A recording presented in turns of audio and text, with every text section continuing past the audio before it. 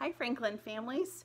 Things are getting pretty exciting now in our chapter book, The Miraculous Journey of Edward Tulane.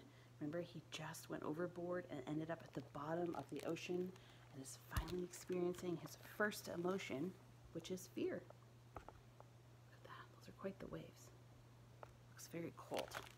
It's stormy. So this is chapter 7. He told himself that certainly Abilene would come and find him.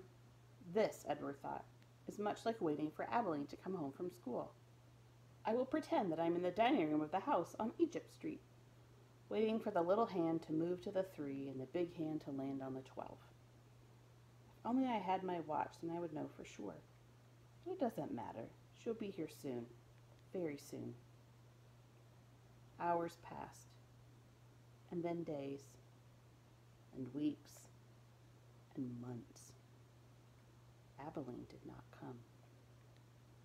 Edward, for lack of anything better to do, began to think. He thought about the stars. He remembered what they looked like from his bedroom window. What made them shine so brightly, he wondered. And were they still shining somewhere even though he could not see them? Never in my life, he thought, have I been farther away from the stars than I am now. He considered, too, the fate of the beautiful princess who had become a warthog.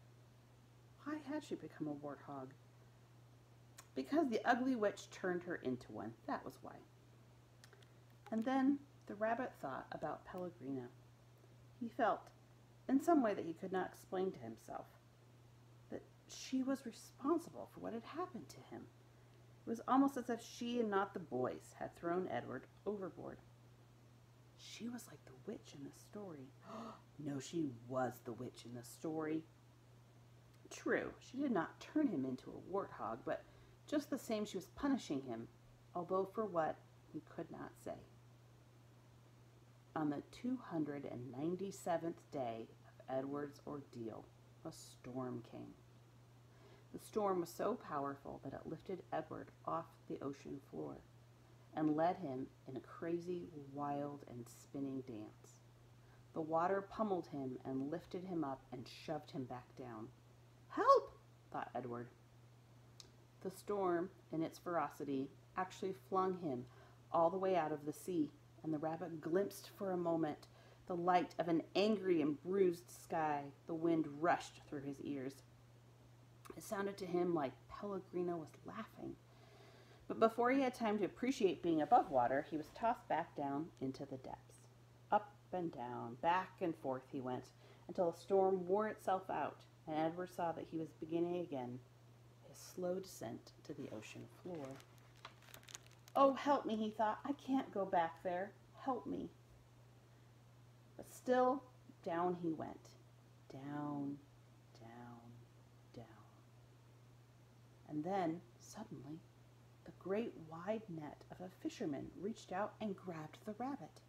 The net lifted him higher and higher until there was an almost unbearable explosion of light, and Edward was back in the world, lying on the deck of a ship, surrounded by fish. "Hey, what's this?" said a voice. "Ain't no fish," said another voice, "that's for sure." The light was so brilliant that it was hard for Edward to see, but finally shapes appeared out of the light and then faces. And Edward realized that he was looking up at two men, one young and one old. "Looks like some toy," said the grizzled old man. He bent and picked Edward up and held him by his front paws, considering him. "A rabbit, I reckon. It's got whiskers and rabbit ears, or the shape of rabbit ears at least." "Yeah, sure, a rabbit toy," said the younger man, and he turned away. "I'll take it home to Nellie. Let her fix it up and set it to rights. Give it to some child." The old man placed Edward carefully on a crate, positioning him so that he was sitting up and could look out at the sea.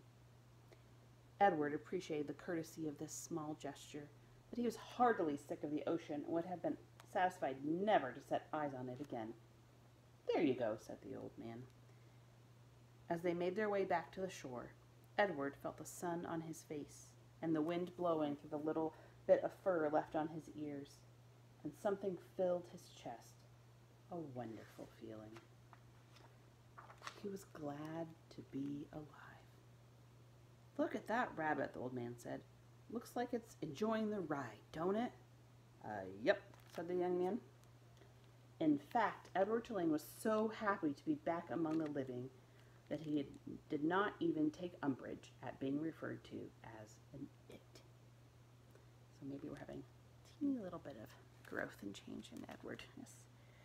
Here's our next chapter. I like the picture on that one. Poor little Edward, who's probably a little damaged from the salt water. All right, we'll have to find out later what happens next. Bye, everyone.